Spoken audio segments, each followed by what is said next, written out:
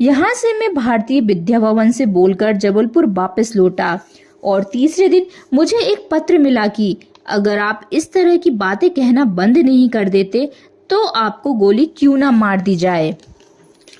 मैं उन्हें उत्तर देना चाहता था, लेकिन वे गोली मारने वाले सज्जन बहुत कायर मालूम पड़े। ना उन्होंने नाम लिखा था, ना पता लिखा था।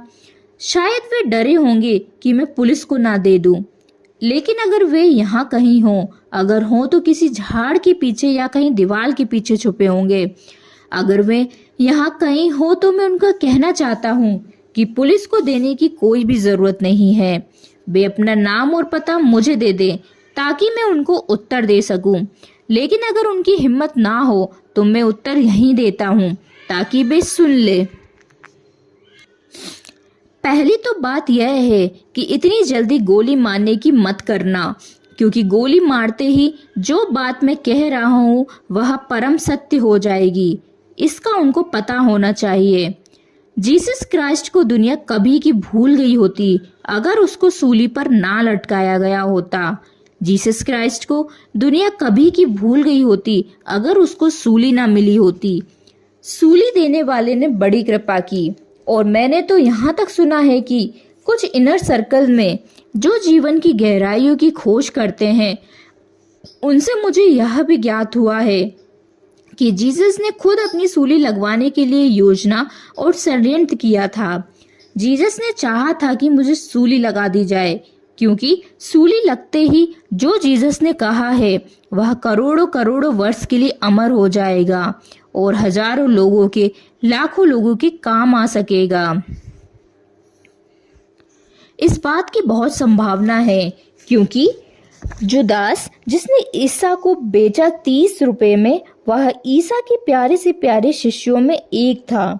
और यह संभव नहीं है कि जो बरसों से ईसा के पास रहा हो वह सिर्फ 30 रुपए में ईसा को बेच दे, सिवाय इसके कि ईसा ने उसको कहा कि तू कोशिश कर, दुश्मन से मिल जा और किसी तरह मुझे उलझा दे और सूली लगवा दे, ताकि मैं जो कह रहा हूँ वह अमृत का स्थान ले ले और करोड़ों लोगों का उद्धार बन जाए। महावीर को अगर सूली लगी होती तो दुनिया में केवल 30 लाख जैन नहीं होते, 30 करोड़ हो सकते थे।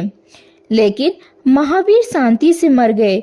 सूली का उन्हें पता भी नहीं था। ना किसी ने लगाई, ना उन्होंने लगवाने की व्यवस्था की। आज आधी दुनिया ईसाई है। उसका सिवाय इसके कोई कारण नहीं कि ईसा अकेले सूली पर लटका हुआ है। ना बुद्ध, ना मोहम्मद, ना महावीर, ना कृष्ण, ना राम। सारी दुनिया ईसाई हो सकती है। वह सूली पर लटकने से यह फायदा हो गया।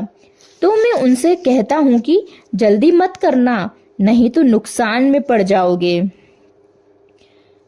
दूसरी बात यह कहना चाहता हूँ कि घबराए ना वे मेरे इरादे खाट पर मरने के भी नहीं। मैं पूरी कोशिश करूंगा कोई ना कोई गोली ही मार दे। मैं तो खुद ही कोशिश करूंगा, जल्दी उनको करने की आवश्यकता नहीं है। समय आने पर मैं चाहूंगा कोई गोली ही मार दे। जिंदगी भी काम आती है और गोली लग जाए तो मौत भी काम आती है और जिंदगी से ज्यादा काम आ जाती है।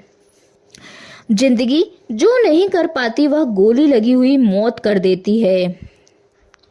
अब तक हमेशा यह भूल की है दुश्मनों ने नासमझी की है। सुकरात को जिन्होंने सूली पर लटका दिया, जिन्होंने जहर पिला दिया, मंसूर को जिन्होंने सूली पर लटका दिया, और अभी गोडसे ने गांधी को गोली मार दी। गोडसे को पता ही नहीं गांधी के भक्त और गांधी के अनुयायी गांधी जी को इतनी दूर तक स्मरण कराने में भी सफल नहीं हो सकते थे जितना अकेले गोडसे ने कर दिया।